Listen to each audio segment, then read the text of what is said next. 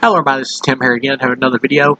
This time for Puppet Master Blade the Solo, the Iron Cross, or something like that. But this movie has been out for a while. I'd been putting it off for a while after I heard about it because I just had no interest in it, really, to be honest. But I'm a completist. I knew I was going to get to it eventually because every time I start a review series, I always want to finish them and get every movie I can in there if they are like an official installment of the series. So we got the Blade spinoff here. If you don't know about the Puppet Master movies, I mean, if you're new to this channel or new to this review, if you just happen to stumble across it, you can just watch my other reviews for the other Puppet Master movies on my channel. Or if you just want kind of a quick overview of what these are, Full Moon was a studio company like owned by Charles Band that was created like back in the 90s. That was just meant to do like low budget direct to DVD like B movie or direct to video B movies, VHS. I mean. But they were partners with Paramount, though, at the time, and Paramount was pretty much funding their projects, so they had a decent budget for their movies. That's why the first, like, 5 Puppet Masters and a lot of other films like Doll Man and the first Demonic Toys and stuff all looked pretty decent in terms of the practical effects because they actually did have a budget, because Paramount was financing them. And then they had a split with Paramount, and ever since then, their films have just gotten worse and worse and worse, and just more and more low budget to the point where they're just all pretty much awful now. Except for some of the, there's a few new ones that they've done that are just like kind of so bad they're good though in terms of an entertainment factor. Like, I'll be honest, the Ginger Dead Man series does kind of make me laugh, and the first Evil Bong series, the first Evil Bong movie I enjoy, but I hated all the Evil Bong sequels. But I did like the first one. The Ginger Dead movies I do kind of have fun with because they're more like just trauma type movies, which is kind of a brand of movie that's meant to just be like so bad it's good. With those films, I can just laugh at them. Part of the problem with the Puppet Master series is those first 5 movies, despite the fact that they're all different levels of B-movie quality, those are still quality B-movies in terms of how they're being made. Like, Puppet Master is part of the older generation of Full Moon, where there was more quality in the projects, unlike now, where they just don't care. So it's more hurtful to watch a bad movie in a series like Puppet Master or Demonic Toys, because those started as more quality B-movie franchises for this studio. So pretty much with this plot, you got a flashback at the beginning that's supposed to kind of connect the movie to Puppet Master 3, which was the one that was set in like Nazi Germany, but they really don't establish how it connects. They just got a girl who's like having flashbacks in it. The main character here is a female psychic, like Russian girl, who just like has random visions of stuff, and she's having like visions of Part 3, but it never explains how she gets the Blade doll from what happened in Part 3 or whatever. There's like no actual connection explained in the movie. She just kind of has the Blade puppet. Whatever. Like, the continuity of the Puppet Master movies just gets worse and worse because the studio just never cared about trying to connect them or trying to pay any real attention to connecting them. Even the first 5 movies are really poorly connected, except for Part 3, 4, and 5. What happened with the original 5 pretty much was they did Part 1, and it was a hit, and then they did Part 2, which was a continuation of that, but I think it kind of got a worse reaction. So then they did Part 3, which was a prequel, and Part 3 did really good, so they just kind of ignored the continuity of 1 and 2 and just made 4 and 5 like direct sequels to Part 3. So the continuity is all over the place, and they try to explain it in some of the other later movies, but it still doesn't make any sense. This franchise is just a disaster timeline-wise. Don't even bother trying to rationalize it.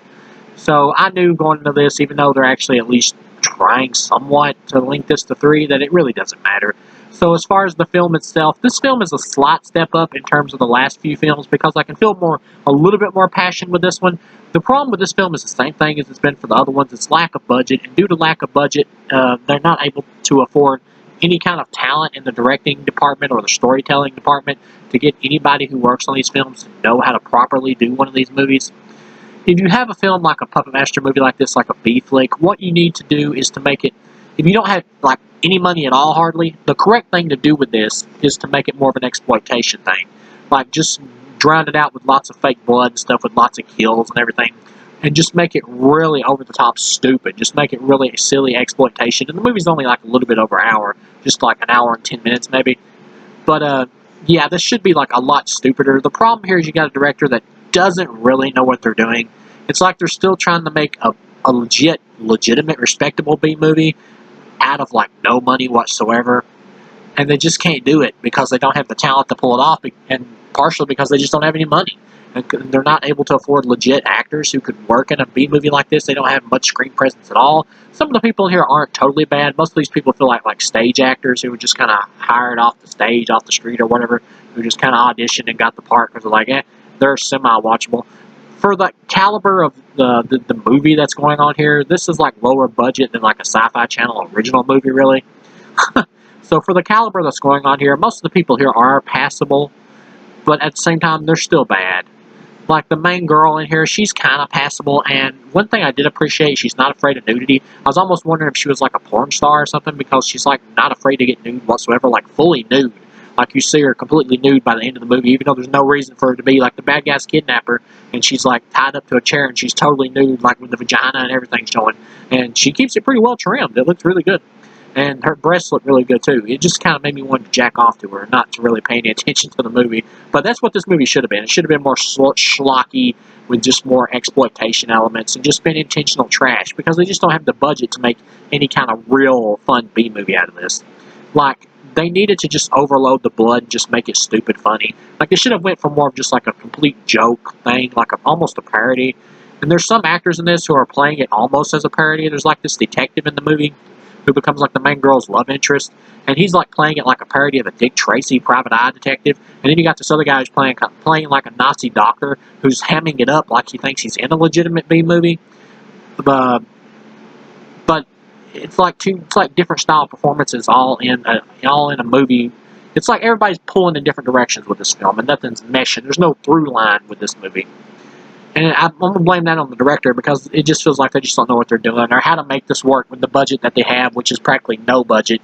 There's only like 2 sequences with the actual Blade puppet in the movie, maybe 3.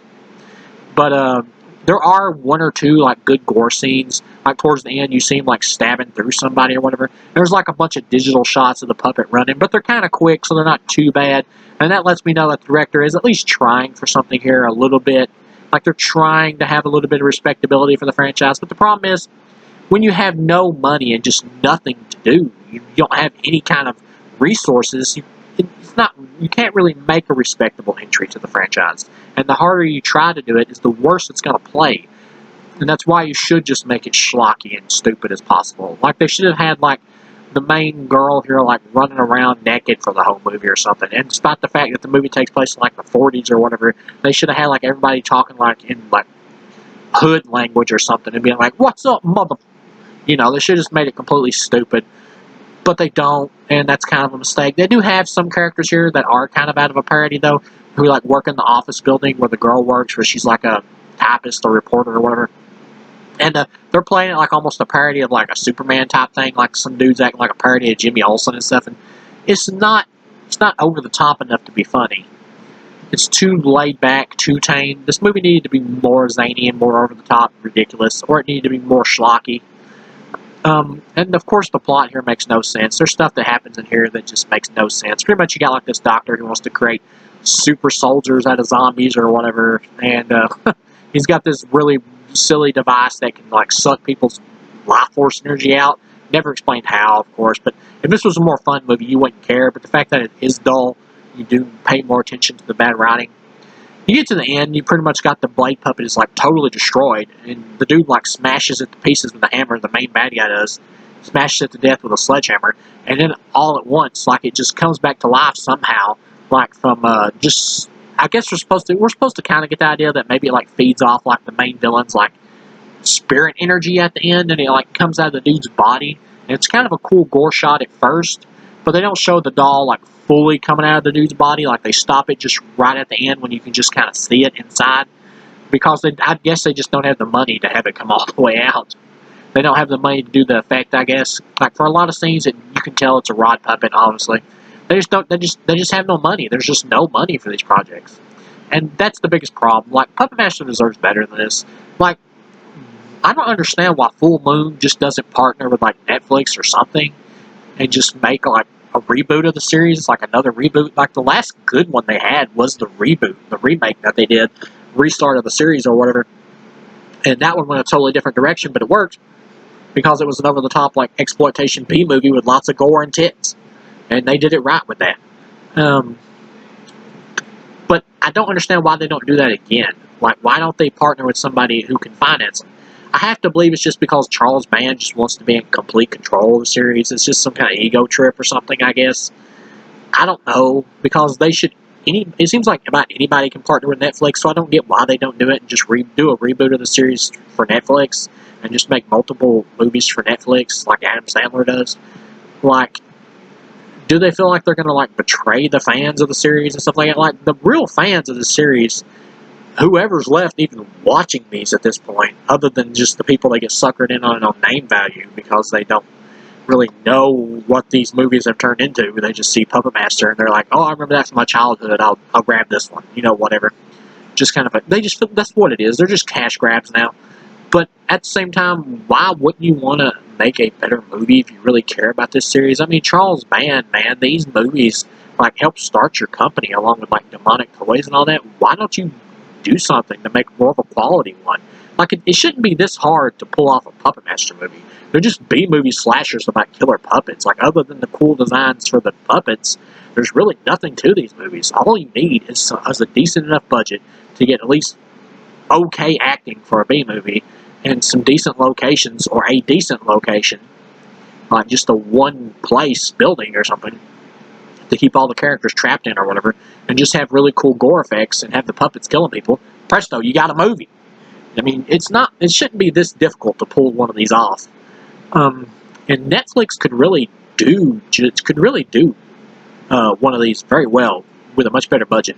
I guess it's because Charles Band is kind of a cheapo. He just doesn't want to split the profits or whatever, which I'm not sure why, because I feel like because these movies are made on such micro budgets or hardly any budgets at all, really. This was like a no budget movie, and that's pretty much been the last couple. That tells me that Full Moon really has like no money at all. So why wouldn't you want to partner with Netflix or something like that? Because I feel like even dividing the money, they would still get way more for a contract deal with them than they would from just what they make. I mean, it seems that way. But maybe I'm wrong about how the business works. Hell, I don't know. But either way, yeah, despite the fact there's a little more effort with this one, this is still easily a 0 out of 4. This is a bad movie. It's just another bad Puppet Master movie. It's just slightly not as bad as the few that was before this. I think this is probably closer to being almost on par with the first Axis of Evil movie or whatever that they did as part of that trilogy. If you follow the series, you know what I'm talking about, or if you're a horror fan who knows the series, you know which one I'm talking about. That was the other one besides this one that felt like they tried to put a little bit more effort into it with maybe a little bit more stylized directing and stuff for the extreme lower budget that they had. That one was slightly entertaining despite the bad acting and stuff. That one I could forgive her a little bit. But at this point, when I watched this movie, I did feel like maybe being generous and giving like 1 star.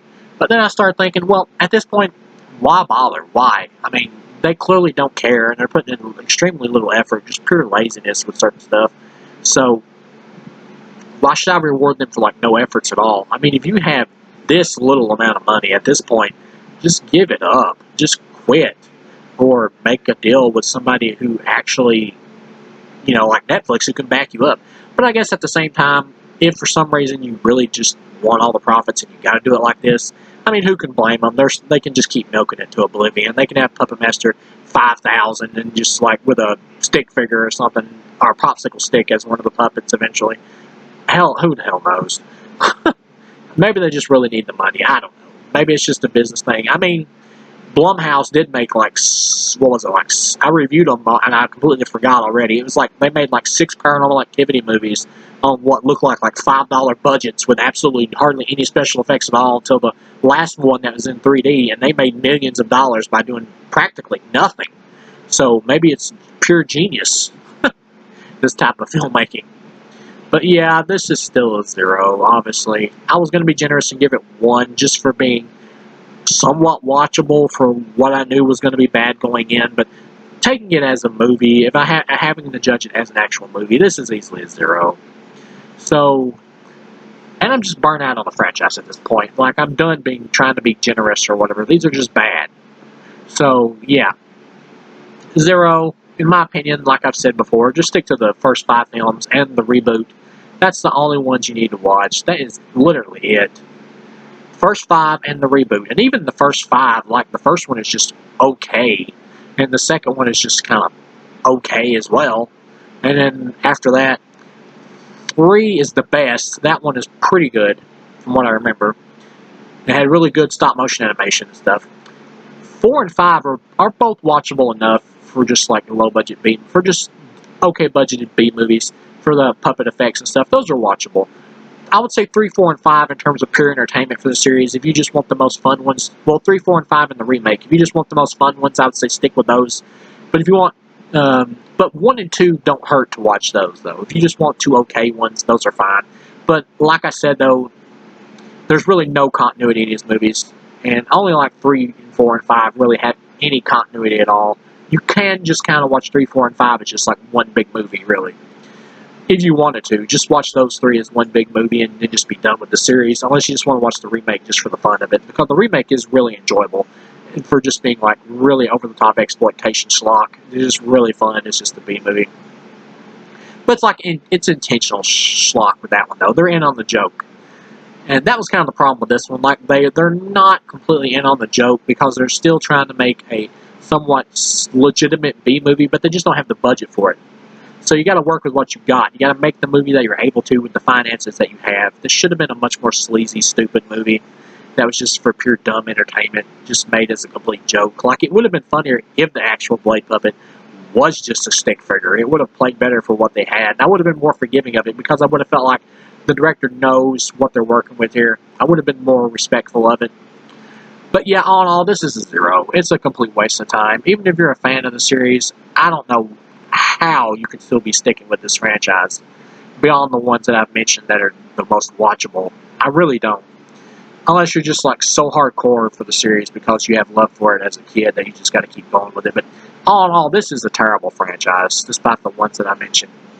And even those, the first 2 are just okay. So yeah, thank you guys for watching, and I'll see you again with the next video.